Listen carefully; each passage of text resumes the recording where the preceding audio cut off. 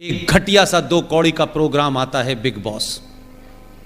उस प्रोग्राम के अंदर किसी एजेंडे के तहत ब्राह्मण लड़कियों को दिखाया गया है और कश्मीर के मुसलमान लड़कों को एक ऐसी अवस्था में दिखाया गया है जो सार्वजनिक तौर पे आप उस प्रोग्राम में देख सकते हैं, लेकिन मैं नहीं कह सकता। किसी एजेंडे के तहत जो काम बॉलीवुड ने शुरू किया था, जिस एजेंडे के तहत गुलशन कुमार की हत्या हुई थी,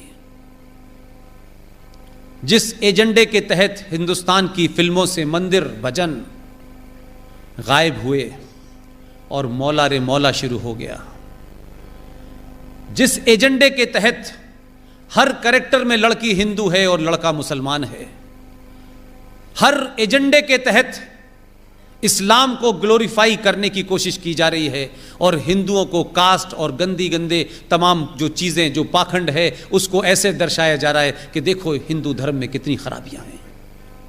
उसी एजेंडे के तहत देश जागृत हुआ है और लोगों ने कंप्लेन करना शुरू कर दी है। एक घटिया सा 2 कौड़ी का प्रोग्राम आता है बिग बॉस। उस प्रोग्राम के अंदर किसी एजेंडे के तहत ब्राह्मण लड़कियों को दिखाया गया है और कश्मीर के मुसलमान लड़कों को एक ऐसी अवस्था में दिखाया गया है जो सार्वजनिक तौर पे आप उस प्रोग्राम में देख सकते हैं, लेकिन मैं नहीं कह सकता। एक एजेंडे के तहत यह किया जा रहा है ताकि इस देश के सनातन संस्कृति की भोली भाली लड़कियों को पहले बॉलीवुड के नाम पर खेल किया गया और अब ये बिग बॉस नाम के टाइप के प्रोग्राम जो चलते हैं बाजारू, उसके तहत किया जा रहा है। मैं ये नहीं कहता कि कोई प्रोग्राम आपकी संस्कृति को कमजोर कर देगा, लेकिन इस पे आपका रिएक्शन आना चाहिए, क्योंकि कुछ लोगों ने यह मान लिया है कि धीरे धीरे धीरे धीरे वो सब करो जिससे कुछ चीजें ग्लोरीफाइड लगें और उनको चलते रहना चाहिए। फिल्मों का एजेंडा मैंने खूब देखा है। एक साहब अथीस्ट हैं, कहते हैं मैं धर्म को नहीं मानता, लेकिन उन्होंने जितनी कहानियां लिखी हैं उस कहानियों का सबसे बड़ा कैरेक्टर है अमिताभ बच्चन। वो खुद अथीस्ट हैं, लेकिन उनकी कहानी में अमिताभ बच्चन मंदिर में जाके कहता है कि तुम खुश तो बहुत हुए होगे, आज तुम्हारी मैं देहरी पे माथा टेकने आया हूं।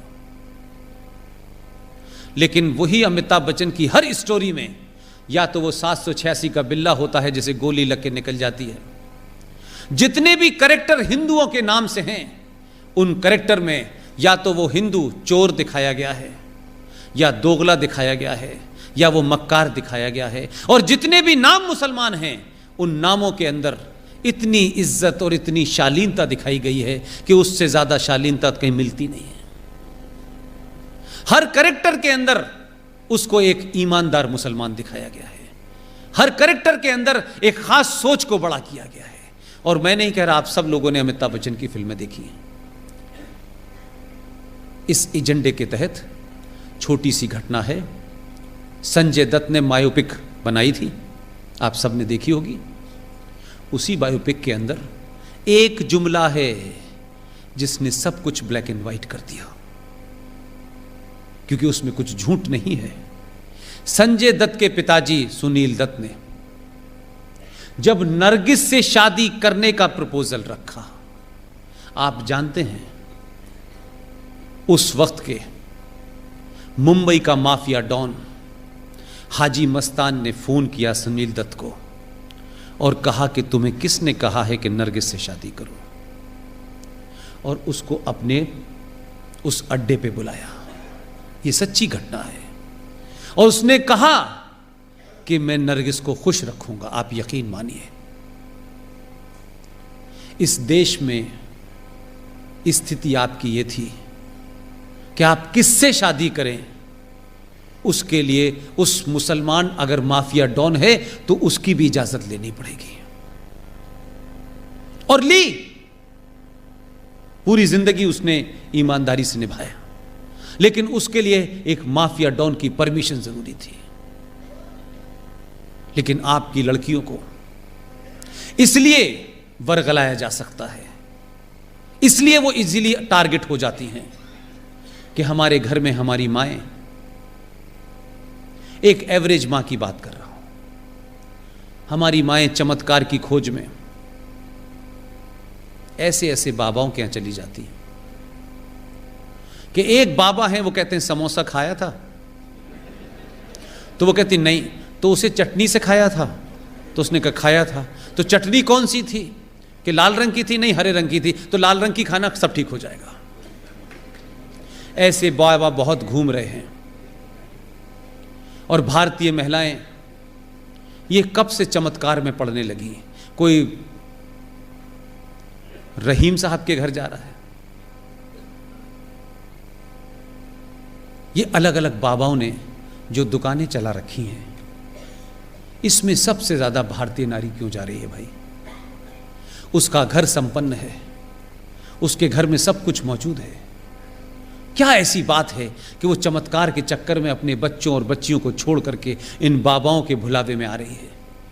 और वो बाबा क्या क्या करते हैं वो बाद में पता चलता है।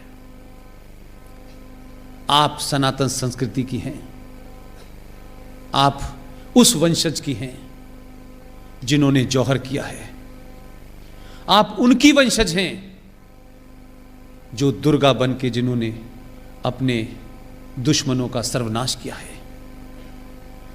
आप लोग अपनी उन लड़कियों से जिन्होंने हाई स्कूल कर लिया है, जिनके अंदर समाज के बदलाव हो रहे हैं, जिनके शरीर में एक नेचुरल बदलाव हो रहे हैं।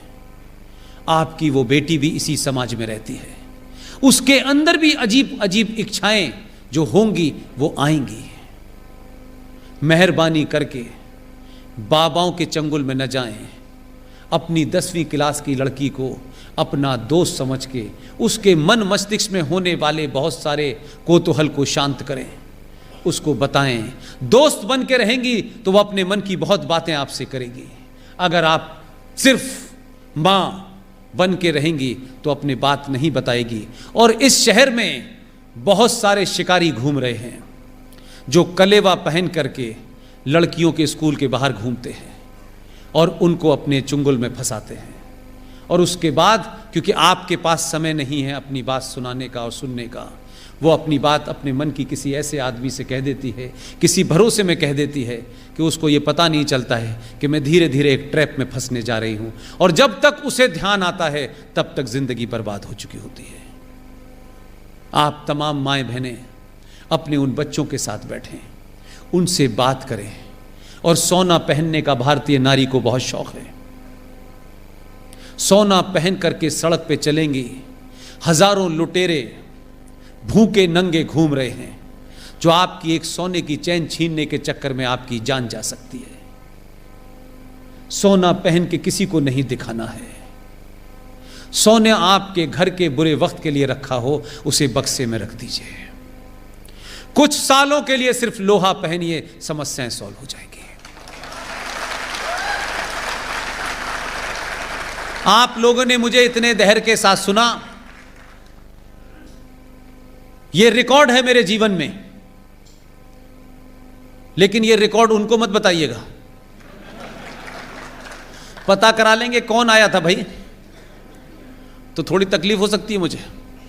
वो कह रहे थे मैं ही अकेला है, दूसरा पैदा कैसे हो गया है जो रात में भी जगा लेता है लोगों को।